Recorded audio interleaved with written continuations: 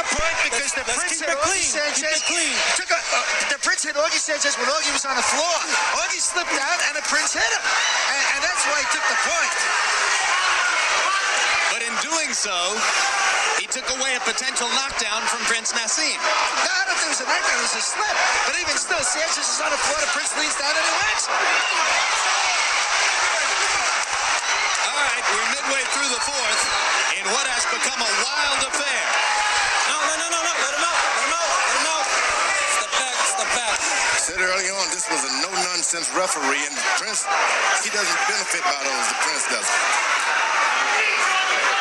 No, in fact, a no-nonsense referee in Detroit in the Cesar Soto fight might have meant disqualification for the Prince. Oh, man, that was a knockdown. That one could have been a knockdown as well. Sanchez has been smart. When he was hit like that, he fell in to the Prince and then went to his knees. I think the referee hurt him by not calling it a knockdown. Sanchez out on his feet again as Naz lands a left hand to the face and to the body. Naz laughing as Sanchez again slides down the front of him. Left, right. And once again, you see the awesome punching power of Prince Nassim Hamed. And that's going to be the end of the fight. Ring doctor into the ring. Mike Ortega there before they can start a count. Hamed knocks out Augie Sanchez.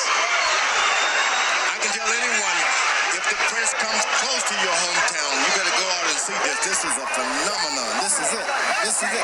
Never seen anything so spectacular as young Muhammad Ali when he was Cassius Clay. Ever seen a bigger puncher in the lower weight class? You just don't know where the power is coming from.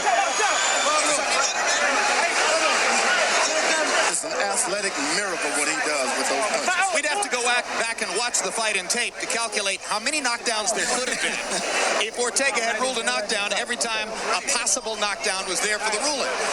I think there was, was there one knockdown in the fight? Two, maybe? There could have been six. All I can tell you is, look, he's an acrobat. You better get his autograph. Yep.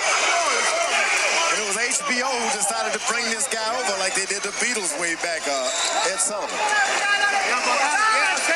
Why don't you go ahead and give us credit for the Beatles too, George? But watch how he holds his balance, keeps his eyes open.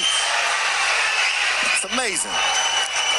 You never see a puncher with that kind of balance. Eyes wide open, takes a chance. Even when you're fighting a puncher, you take a chance. That's amazing. That is amazing. And the doctor was in the ring before Ortega would ever have had a chance to begin a count.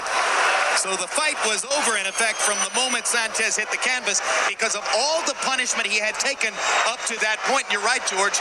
He got hammered by power punches in every one of the 4 rounds. And to think about it, he comes in courageously when you're in with a puncher. Sanchez is a puncher. He hurts you every time he hits you. And Sanchez has not yet gotten up off the canvas. And medical practitioners are getting order in the ring so that they can properly deal with Augie Sanchez. Now, this is a live shot of Sanchez. Don't get excited. Carry out, okay, Augie?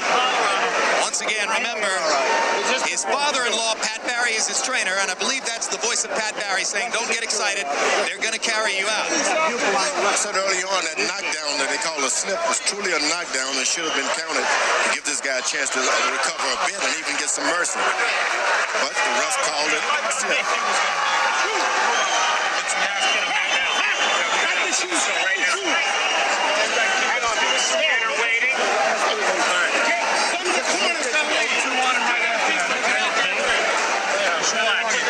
And you can see that every possible protection is being brought to bear to give Augie Sanchez the best chance to leave Connecticut in good shape.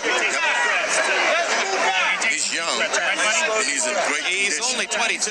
He's in good condition, so probabilities are great. As Larry pointed out, he had a long amateur career, almost made the United States Olympic team at the expense of Floyd Mayweather in 1996.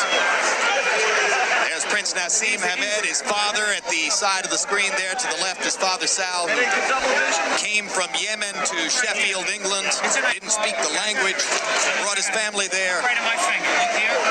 And as Naz says, my father's my hero. He found a job